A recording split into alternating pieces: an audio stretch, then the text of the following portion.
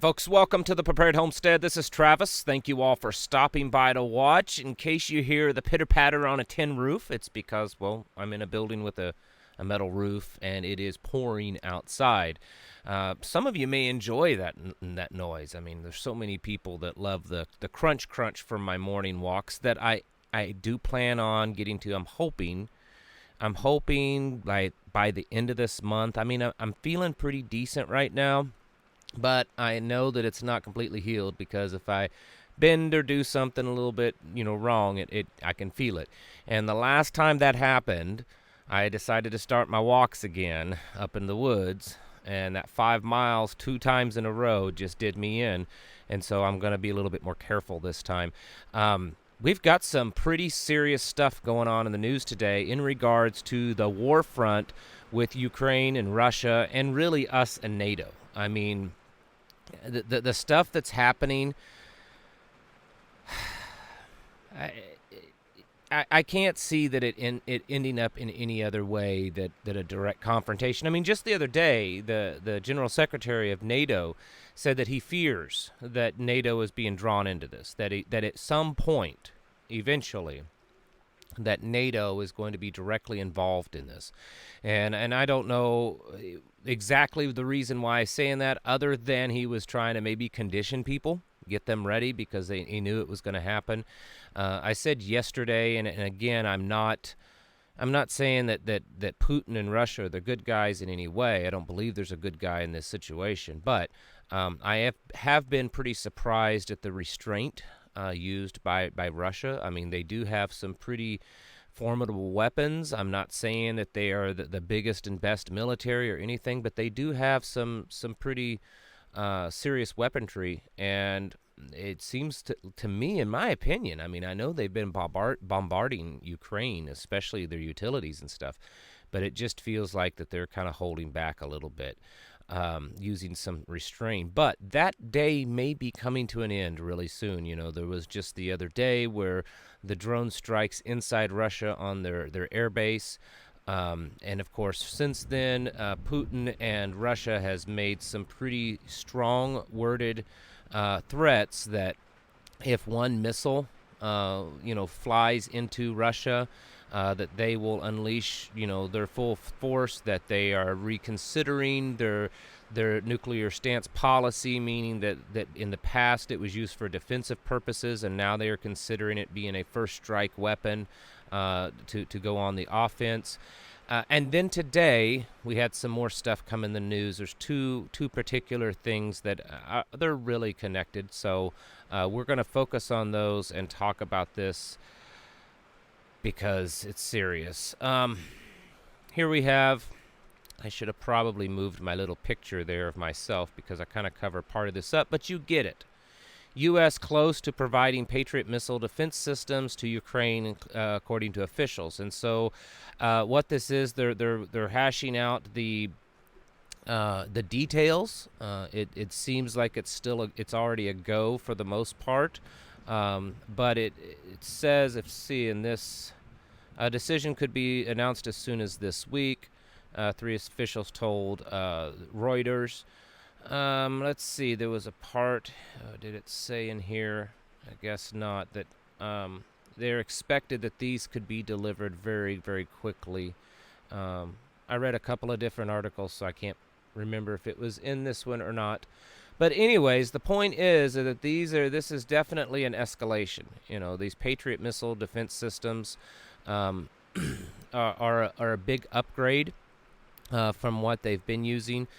And this most certainly could be considered an escalation, because here we have us again, the United States, providing some pretty heavy weapons to Ukraine to use.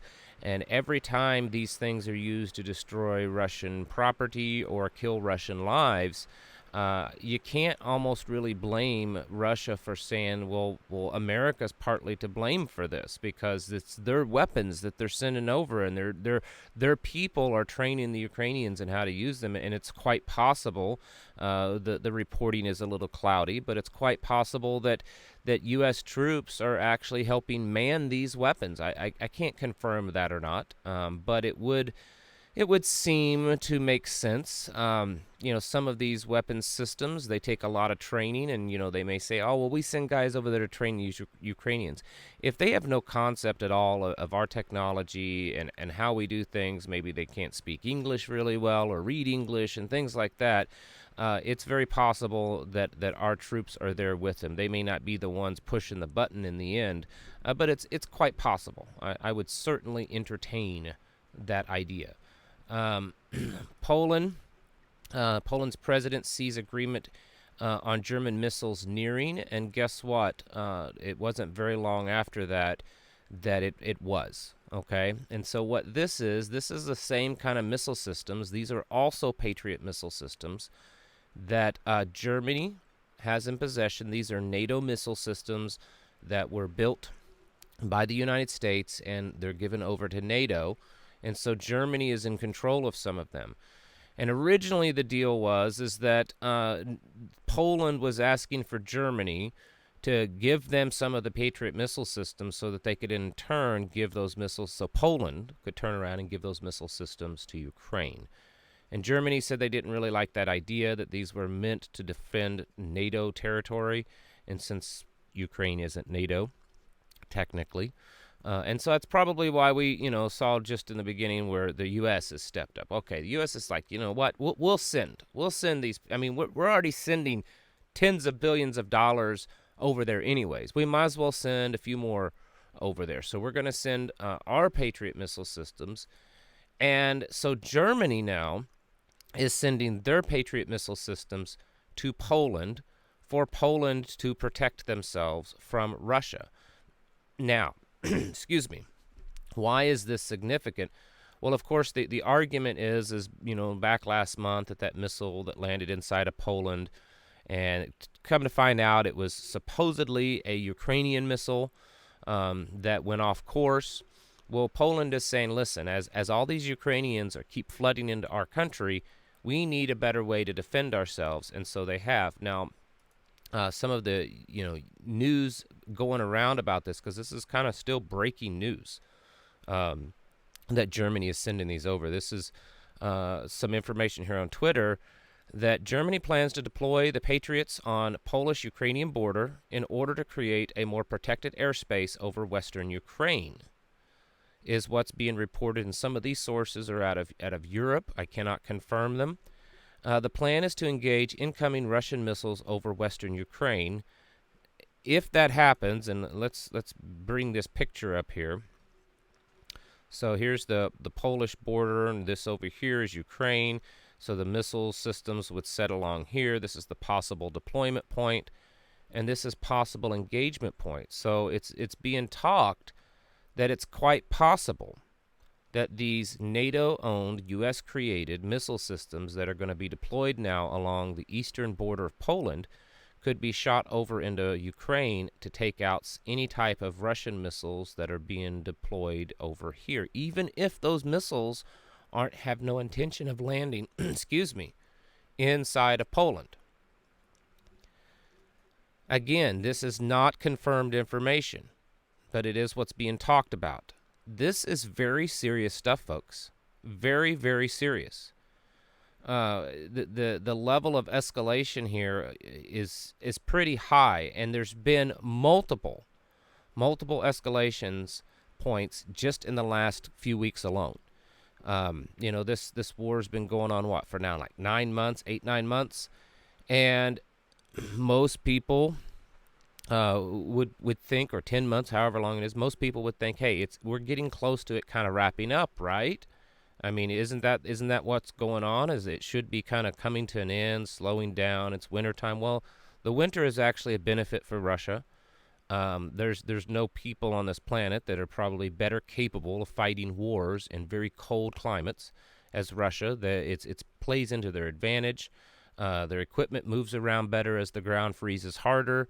Their troops are much, much more capable. I've talked to former Russians troops that are Russians, and I've talked to American troops that's been around Russians and stuff, and they're very, very capable of fighting wars in the wintertime. So there's no reason to believe whatsoever that we're going to start seeing things slow down just because of the cold weather, or just because it's been going on so long. And in fact, it's like things are starting to escalate even more. I've said all along that one of my opinions of this whole conflict is that United States and NATO was trying to drag it out just long enough so that NATO and the United States could have a chance to get themselves ready. And while I cannot absolutely confirm that, there has been a lot of evidence of that. There's been a lot of troop deployment inside of Poland and Romania. I know that there's been a few people saying, well, these are just rotational deployments. That's true. There have been a lot of, the normal rotational deployments in these areas where we would have troops. But there has been quite a bit of reporting, and in fact, I've spoken to people that are kind of boots on the ground, like soldiers currently in theater, that have talked about how the increased activity is just, it's almost overwhelming. The amount of equipment that's being brought in, and troops and it's not just American troops, but troops from all over all over Europe. I believe the last report I heard that were about 9 different countries working on the eastern border of Poland. So there's definitely an increase in activity. There's definitely escalation or getting ready for an escalation. Now, here's the thing, folks. Just like this morning, my video this morning that that I made, it was interesting. I don't think this morning's video and last night's video, YouTube seemed to not like it because the views on it was dismally low. Anyways, I was talking this morning about how many people believe that World War III is possible, and it's an increased number. 76% of Americans now believe that World War III is possible and is likely. This is becoming much more of a reality. And the negative side is that it's taking so long for this to happen, kind of like everything else, kind of like this whole reset and Agenda 2030 thing. It's taking so long for it to happen that us short, attention span modern people, that we've lost interest. And it's like, come on, let's move on with this. I thought World War III was going to start already. For crying out loud. I'm ready to move on to other things. I don't really care about it anymore. And so we lose interest and we drop our defenses. We cannot allow that to happen. There are some major things happening over here in Ukraine and in Eastern Europe. There's also some major things happening with China and North Korea and Taiwan and South Korea and Japan and Australia. Australia is very much getting themselves ready for some type of conflict. In fact, the polling they showed in that poll that I showed this morning, they had the highest amount of population that believes that World War III is going to happen. We have to continue to get ready for this and watch this, even though that, there's still so many people that think it's never going to happen. And I'm not saying that it absolutely will happen. I'm saying that the odds of it happening are greatly increasing. Many of the same people that are saying that World War III or some type of kinetic conflict between us and Russia is not going to happen are the same people that were saying that Russia was not going to invade Ukraine, that it was just saber rattling. And look what happened. Okay? It did what they threatened to do.